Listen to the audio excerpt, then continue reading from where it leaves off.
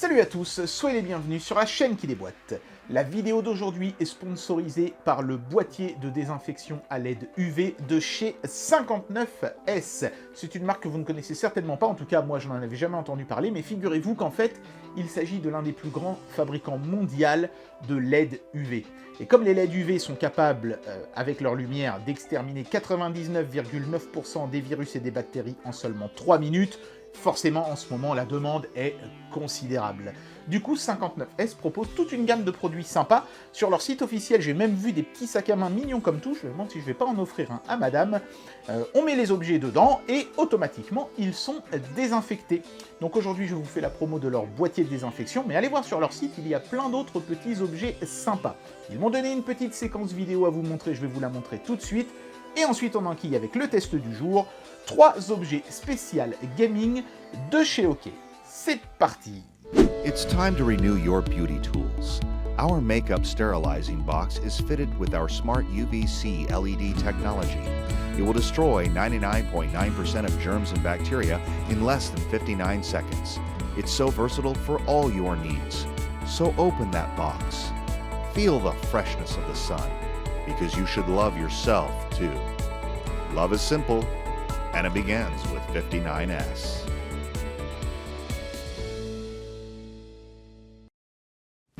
Bien, alors, aujourd'hui, nous allons tester un casque audio micro filaire gaming avec un éclairage RGB, un clavier mécanique full RGB filaire lui aussi, et un tapis de souris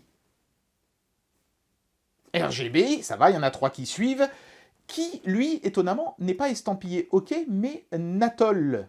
C'est une marque assez rigolote, hein, soit dit en passant. Hein, on pourrait dire que c'est Nattol les Nopticiens, par exemple. Mais pourquoi ne pas avoir estampillé les 3 produits OK, je ne sais pas. Est-ce que ce produit a une qualité moindre? Est-ce qu'au contraire, il est un petit peu plus haut de gamme que ce que propose OK habituellement? Je ne sais pas. En tout cas, en termes de tarifs, c'était plutôt un tarif intéressant pour un tapis de souris XXL. Donc peut-être que c'est, je sais pas, les fonctions qui sont différentes. Enfin, on verra. Mais voilà, c'est un petit peu mystérieux, cette nouvelle marque qui appartient au groupe OK. Donc pour le moment, il n'y a que ce tapis de souris qui est disponible avec cette estampille chez Amazon. Peut-être qu'à l'avenir, nous verrons d'autres petites choses. Je ne sais pas. Voilà, donc écoutez, on va commencer, je pense, par le clavier. Pourquoi on va commencer par le clavier? Parce qu'on a déjà vu, en fait, ce clavier dans une de mes précédentes vidéos, mais avec une légère petite variante. Donc il va y avoir beaucoup de choses qui vont être redites. Mais il y a une petite variante néanmoins intéressante. Ensuite, bien sûr, on passera au casque. On finira avec le tapis de souris. Comme c'est une marque différente, je pense que c'est bien de terminer avec lui. Donc c'est parti pour le premier test, celui du clavier. Comme toujours dans les trios de tests, je vais passer plus vite que d'habitude sur chacun des objets, évidemment. On y va. Emballage d'une sobriété absolue chez OK pour ce produit, et c'est ce qu'ils font désormais maintenant sur leur gamme gaming. C'est du carton mat avec juste le logo OK en surbrillance. On voit bien maintenant avec mon beau plafonnier tout neuf, hein. Regardez, c'est magnifique.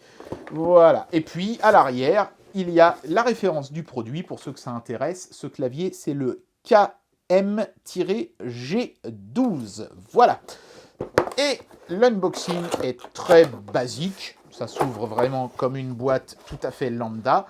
On a d'abord le fameux autocollant OK en forme de clé. Hein, pour ceux qui se demandent à chaque fois pourquoi je dis que c'est en forme de clé. Si on le décolle, ça fait la forme d'une clé. Vous voyez, hop. Voilà. Bon, je ne vais pas le décoller en entier, vous avez compris. C'est aussi la carte de garantie. Ici, le manuel multilangue, y compris le français. Ça va surtout vous expliquer comment vous pouvez avoir les différents effets lumineux du clavier. Je ne vais pas m'attarder trop là-dessus. Vous pouvez faire pause et voir l'ensemble des combinaisons. Il y en a quand même pas mal. Mais je ne vais pas m'attarder là-dessus parce que, je le répète, on a déjà parlé en fait d'un clavier à 95% similaire à celui-ci. Vous allez voir quels sont en fait les 5% qui manquent. Un beau connecteur doré pour la prise, mais c'est juste la couleur. Hein. Souvent, les gens disent « Oh, regarde, le connecteur, il est doré à leur fin. » Non, non, il est juste doré tout court. C'est pour faire joli. Ça n'améliore pas les performances ou je ne sais quoi. On a un soulève-touche qui permet de déclipser les touches des claviers. Voilà, je ne sais pas pourquoi il y a des gens qui aiment déclipser les touches, mais ça va me servir pour le test. Vous allez comprendre pourquoi dans un instant. Et le clavier en lui-même avec 2 cales de mousse.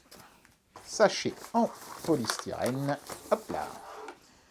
Et regardez-moi comme il est beau ce clavier. Nous sommes sur un clavier Windows AZERTY de 105 touches. Je le précise parce que certains gamers préfèrent ne pas avoir le pavé numérique, j'imagine, pour avoir plus de place pour leur souris. Sur les bureaux étriqués, je peux comprendre. Quand on a un bureau adapté, on peut avoir le pavé numérique. Normalement, ça n'est pas gênant. Ça va juste décaler un petit peu votre main droite par rapport aux touches ZQSD qu'on utilise habituellement pour se déplacer dans les jeux. C'est du Full RGB, je vais vous montrer les effets dans un instant, même si on les a déjà vus sur le précédent clavier, c'est exactement les mêmes, il n'y a absolument aucune différence. Le châssis est sur le dessous en plastique, mais sur le dessus c'est de l'aluminium anodisé noir du plus bel effet, c'est absolument magnifique, et ce métal amène au clavier une très très bonne rigidité, vous pouvez y aller, vous n'allez pas le plier, ni même le déformer, ne serait-ce qu'un tout petit peu. C'est du solide, voilà.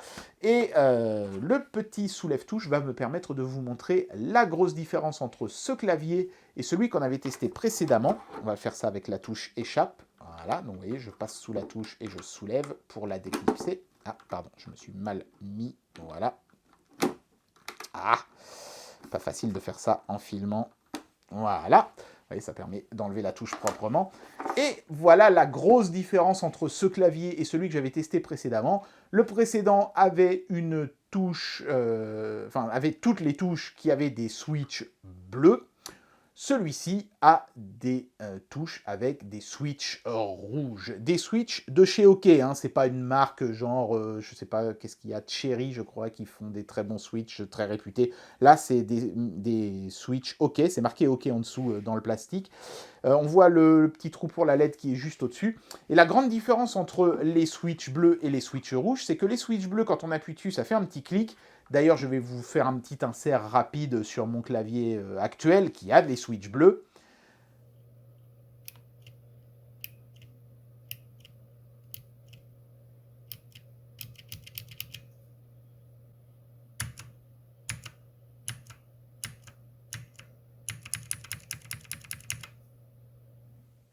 Et donc les switches rouges, eux, font ce bruit-là. Vous voyez, on entend juste le bruit du bouton qui coulisse, donc très peu de bruit. Et une fois qu'on a remis la touche, voilà le bruit que ça fait.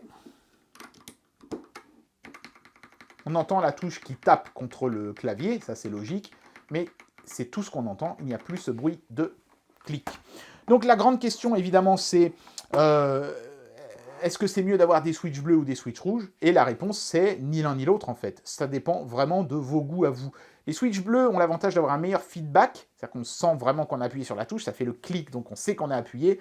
Le switch rouge a l'avantage d'être plus silencieux. À vous de voir si vous préférez soit avoir un bon feedback, soit avoir un silence accru. Voilà, ce ne sera pas totalement inaudible, ça n'est pas possible et ça n'est pas recommandé pour un clavier d'être inaudible de toute façon, mais si vous faites des lives et que les gens se plaignent que votre clavier fait un bruit assourdissant, je pense que ce clavier-là sera mieux pour vous. Si tout le monde s'en fout des cliquetis du clavier, ce qui est mon cas personnellement, je pense que vous préférez les switches bleus. À vous de voir. De toute façon, vous pouvez commander les deux chez OK. Vous verrez, le lien vous permet de choisir bleu ou rouge pour la couleur des switches. Je vous montre rapidement les effets RGB avant de passer à l'objet suivant. Wow, regardez-moi cet effet, c'est de toute beauté. Pour un clavier à 60 balles, je trouve que le RGB est vraiment spectaculaire sur ce clavier-là. La touche, bien sûr, est super silencieuse.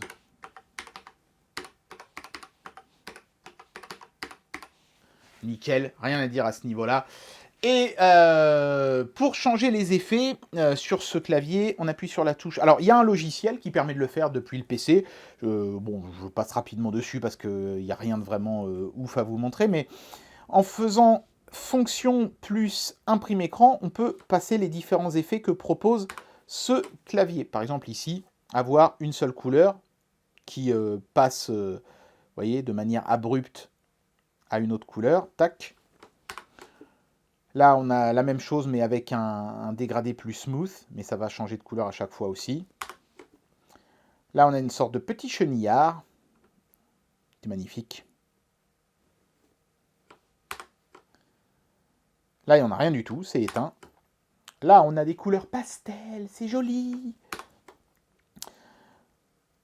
Alors là, je crois, voilà, ce sont des effets animés. C'est-à-dire que c'est quand je tape sur les touches que ça fait un petit effet. C'est pas mal non plus.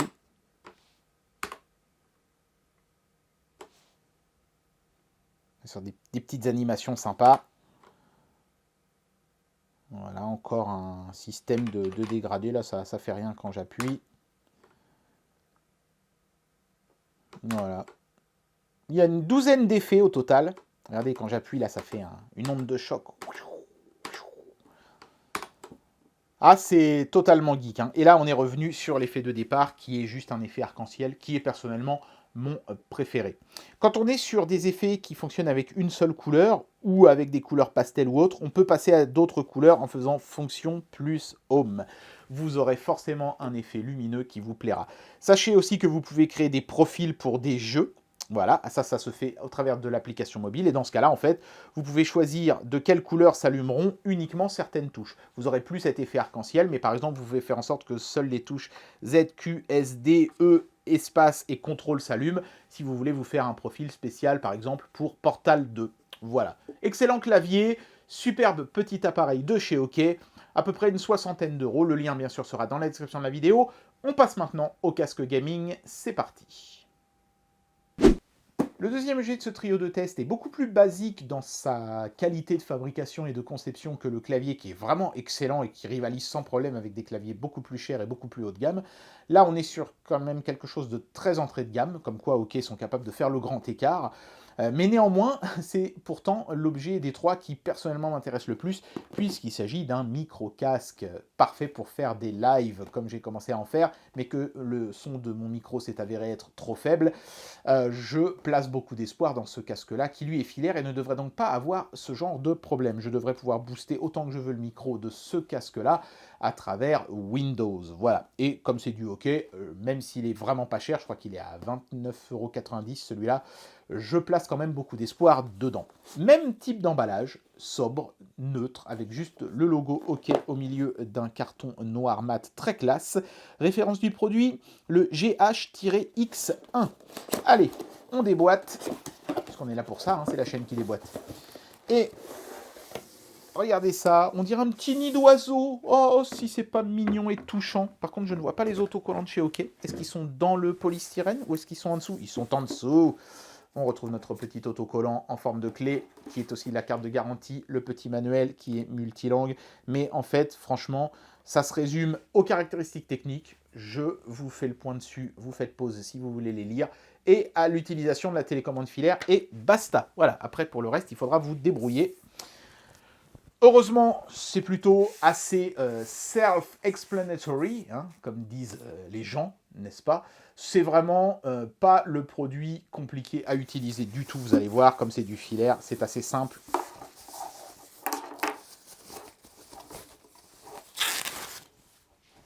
Il y a une protection sur le dessus qui ne sert pas à grand chose parce qu'il n'y a rien sur le dessus, c'est du plastique mat, donc pas spécialement enclin à se rayer ou des choses comme ça. Donc on va revenir sur le casque dans un instant. Parlons d'abord des connectiques, puisque c'est un casque filaire, ça va être intéressant. D'abord, le câble est en nylon, ça c'est vraiment cool, c'est pas un bête câble en caoutchouc, c'est du nylon, donc ce sera beaucoup plus robuste et beaucoup plus endurant. Ici, on a un adaptateur qui se détache.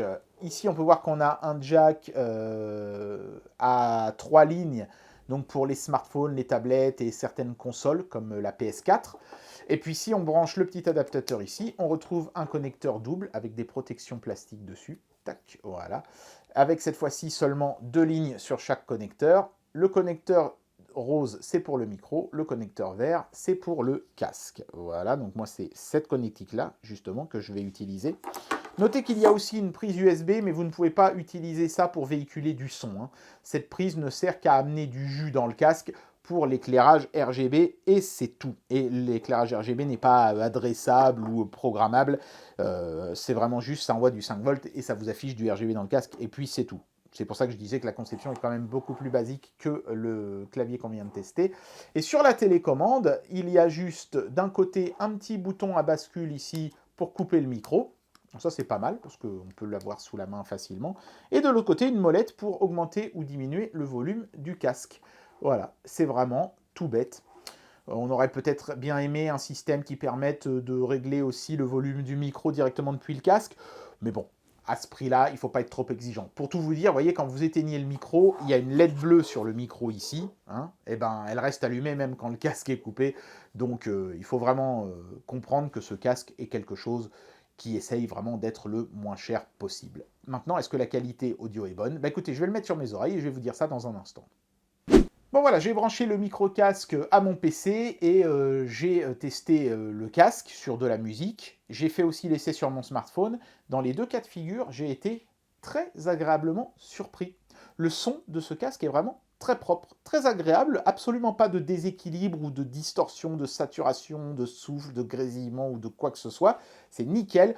Après, c'est pas la précision du siècle, hein, clairement. Hein, on n'est pas sur la sonorité d'un casque à 400 balles. Hein, faut pas rêver. Mais pour le prix auquel est vendu ce casque, c'est vraiment très très bon. Au niveau du confort, parce que ça aussi forcément c'est important et c'est quelque chose que vous ne pouvez pas vraiment voir, à part je peux vous montrer voilà, que les oreillettes sont bien moelleuses et ça, et là-dessus il n'y a pas de problème, tout va très bien. Mais le confort est assez primitif sur ce casque, notamment parce que les oreillettes ne sont pas articulées. C'est-à-dire que je peux l'étendre comme n'importe quel casque, heureusement, mais je ne peux pas faire pivoter les oreillettes ici, elles sont fixes. Du coup, il y a un petit peu plus de pression dans le bas du casque que dans le haut, hein, c'est normal, vous voyez bien que ça fait un V. Même si nos visages, eux aussi, sont moins larges dans le bas que dans le haut, ils ne le sont pas à ce point-là. Donc le casque a tendance à presser un petit peu fort dans le bas et un petit peu moins fort dans le haut. Rien de dramatique, mais voilà, ne vous attendez pas au confort du siècle. On peut régler de manière très basique en tirant ici, on voit le système cranté, c'est tout du plastique, donc ce ne sera pas un casque qui vous tiendra 10 ans. Je pense qu'au bout de 3 ans, l'arceau sera fatigué et pourrait lâcher, vu que c'est que du plastique. On a quand même un rembourrage dessus, donc ils ont quand même privilégié un petit peu de confort sur le dessus. Globalement, le confort, ça va, mais sans plus, quoi. Ils ont fait le minimum en mettant des coussins moelleux, heureusement, ça sauve le produit du fail, mais évidemment, avec une articulation, ça aurait été très nettement meilleur. Le micro, il est sur un col de cygne, il n'est pas détachable, mais le col de cygne est très souple, et quand on le déplace, il ne craque pas ou ne fait pas de petits bruits, comme c'était le cas notamment sur le casque de chez Transmart, donc ça c'est agréable. Je vais vous montrer le RGB tout de suite. Et puis ensuite, on va se servir du micro. Je vais vous enregistrer une petite séquence avec le micro parce que c'est quand même ça le plus important. Est-ce que le volume sonore sera suffisamment élevé? Est-ce que la précision sera suffisamment bonne pour que je puisse me servir enfin d'un bon casque pour mes lives? Ça va être ça le plus important. Mais d'abord le RGB, parce qu'on est tous un petit peu des kikous. Tiens, d'ailleurs, on va enlever les films de protection devant le logo. OK. Yop là, il y en a un de chaque côté. Et on va regarder ce que donnent les loupiottes. C'est parti. Voilà, donc pour bien vous montrer que l'éclairage de ce casque est totalement passif et qu'il n'y a absolument pas moyen de le contrôler en USB, j'ai utilisé une bête powerbank et ça suffit. On peut voir que le micro est allumé avec sa petite LED bleue. Regardez comme c'est beau les lumières! C'est bien foutu, hein. Moi je pensais que ça allait faire 3 lumières fixes. Et en fait non, on a ce petit effet de rotation. On voit bien qu'il n'y a que 3 LED, hein, mais c'est 3 LED RGB et elles sont bien programmées pour faire un petit chenillard. C'est propre, hein, franchement, pour un casque à ce prix-là. Il y en a des deux côtés, c'est nickel. Hein. Bon, bah si le micro suit le reste du casque, je pense qu'on pourra largement s'en contenter pour des lives. Hein. C'est pour le moment un produit... Il n'y a que le confort qui fait un petit peu défaut, et puis les finitions, hein, qui sont quand même très plastiques, ça vous l'avez remarqué tout de suite, je pense. Mais par ça, ça a l'air de plutôt bien marcher. Ah, je croise les doigts pour le micro, parce que s'il est bon, ce sera mon nouveau casque pour les lives. Ça, c'est clair. Non, mais c'est trop beau le RGB. Quoi. Ceci est un test du micro du casque gaming de chez OK. J'ai mis le niveau à 100% dans Windows et je n'ai pas mis de boost du tout. Et j'ai l'impression que le son est déjà extrêmement fort. 66 aussi sans sachet, c'est difficile à prononcer. Bon, bah vous, je sais pas, mais moi j'ai trouvé que le micro avait un son vraiment très clean hein, sur ce casque. Je suis super agréablement surpris. C'est un peu le même truc que pour le casque en lui-même, quoi. C'est pas la précision du siècle. On perd peut-être un petit peu de la belle suavité de ma voix de ténor, n'est-ce pas? Non, je déconne. Mais en tout cas, c'est suffisamment clair et précis pour des lives. Ça me paraît évident. Donc c'est vraiment un casque qu'il faudra réserver au petit budget, parce que je pense pas que ce soit le truc qui vous durera 10 ans, en termes de solidité notamment. Mais si vous n'êtes pas trop exigeant sur le confort, franchement, en termes de qualité de son, qualité de connectique, qualité même de l'éclairage RGB, pour moi, c'est un sans faute. Hein. À 29 balles, c'est une excellente affaire. Bien, et donc le troisième objet de ce trio de tests spécial gaming OK n'est pas un produit OK. Enfin, il est OK dans le sens où il est bon, mais c'est pas un produit OK dans le sens où c'est pas la marque. Ah, mais c'est bon, vous avez compris. Bref, pourquoi est-ce que OK éprouve le besoin d'avoir une nouvelle marque? Je ne sais pas. La marque OK jouit pourtant d'une excellente réputation. D'autant plus qu'en plus, il y a déjà des tapis de souris XXL RGB chez OK, donc ce produit entre quelque peu en concurrence avec l'autre. Je sais pas, ça restera un mystère. Est-ce que la qualité est moindre et ils n'ont pas voulu que ça entache la réputation de l'autre marque? Je pense pas. J'ai l'impression que ce tapis est d'une excellentissime qualité, comme l'autre. Est-ce que c'est parce qu'ils ne se connectent pas à leur suite logicielle et qu'on ne peut pas contrôler le RGB avec G-Aim, là, leur logiciel pour justement contrôler le RGB des différents appareils? Je pense pas, parce que le casque, il est estampillé OK, et il ne se branche pas non plus à la suite logicielle. Non, je pense que voilà, ils voulaient simplement diversifier leur marque. Bon. Ça, je vous dis, ça restera un mystère. Voilà. Si vous avez des suggestions ou des théories, vous pouvez les mettre dans les commentaires, ne vous gênez pas. Mais en tout cas, j'aime beaucoup. Natol, ça fait Natol les Nopticiens. Je sais que j'ai déjà fait cette blague, mais je l'apprécie énormément. Donc, je vous la resserre. Allez, on va tout de suite procéder au déboîtage. Ça s'ouvre sur le dessus comme ceci. Emballage tout blanc cette fois-ci. C'est à contraste avec les emballages précédents qui étaient tout noirs de chez OK. On a une carte de garantie qui, cette fois-ci, est estampillée Natol. Pas d'autocollant en forme de clé, évidemment. On n'est plus sur un produit OK. C'est emballé d'une manière classique, hein, comme les produits qu'on vient de voir juste avant. Hein. Ni moins bien, ni pire. C'est pareil. C'est la même chose. Ici, donc, on peut voir le tapis qui est enroulé, évidemment.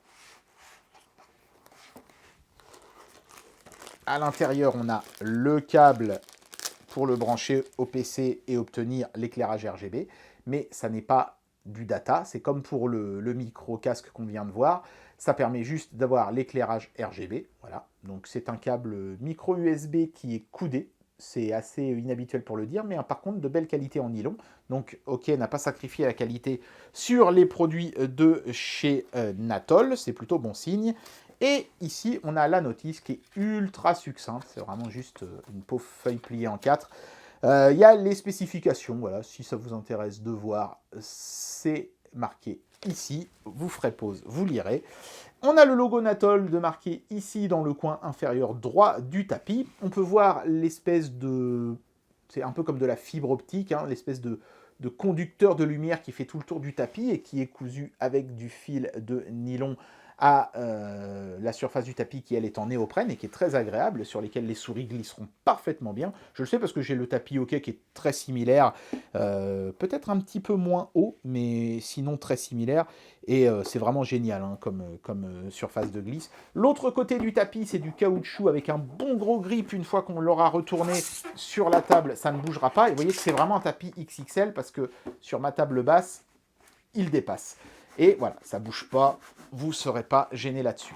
Alors, toute la technologie est contenue dans ce petit boîtier ici. En fait, c'est pas compliqué, hein. Il y a une LED RGB à chaque bout ici qui va envoyer de la lumière d'un côté et de l'autre. Et en appuyant sur le petit bouton là, on fait varier les différents effets lumineux. Je branche une petite power bank et je vous montre ça tout de suite. C'est parti.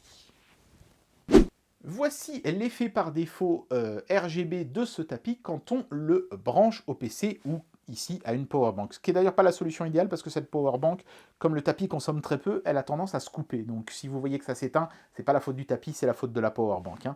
Donc ici vous voyez l'effet par défaut qui est sympathique parce qu'il est bicolore. C'est-à-dire que les LED font un effet de fondu enchaîné, très sympathique. Alors excusez-moi. Voilà.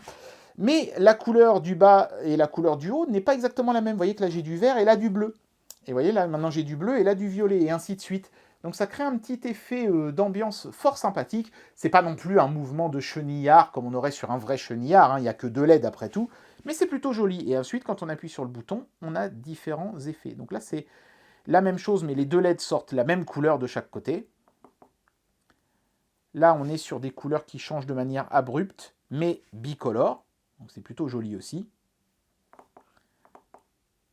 Donc on avait le tapis complètement éteint. Là, on a les couleurs qui changent progressivement, mais la même couleur des deux côtés. C'est pénible, hein. Je suis vraiment désolé, mais cette powerbank, elle aime pas trop ce tapis-là. Donc toujours pareil, bicolore, mais cette fois-ci avec un fondu. Voilà, donc ça change pas de manière brute, c'est pas mal. Et puis ensuite, on a des couleurs fixes, donc rouge, bleu, vert, rose, turquoise, jaune, blanc. Et on est revenu à l'effet par défaut. Franchement, hein, pour un tapis vendu ce prix-là, y a pas mal d'effets sympas. Le seul petit truc que je regrette, c'est que contrairement au tapis de chez OK, le boîtier en lui-même n'a pas une petite LED RGB aussi. Ça aurait pu être sympa, ça aurait fait un petit effet supplémentaire. Mais bon, à ce prix-là, vu la taille du tapis, vu sa qualité de fabrication, c'est franchement pas mal. Le tapis de chez OK pouvait être contrôlé logiciellement, c'est-à-dire qu'on pouvait notamment modifier la vitesse de diffusion de la lumière ou des choses comme ça. C'est pas le cas de celui-ci, c'est peut-être pour ça qu'ils n'ont pas voulu mettre l'estampille OK, pour pas qu'il y ait de confusion entre leurs deux différents tapis de souris. Bon, ils auraient simplement pu mettre des références différentes, ça aurait suffi à mon avis. Mais voilà, tapis de souris, fort sympathique lui aussi. Et bien voilà, c'était le test de ces trois objets spécial gaming de chez OK. Enfin, de chez OK et de chez Nattol. Alors, je ne sais pas si Nattol nous proposera prochainement d'autres produits en plus de ce tapis de souris, mais en tout cas, il était très convaincant. Et puis, j'ai très hâte de tester ce micro-casque dans mes prochains lives. J'espère que cette vidéo vous aura plu, et moi, je vous dis à très bientôt pour un prochain test. Allez, tchuss!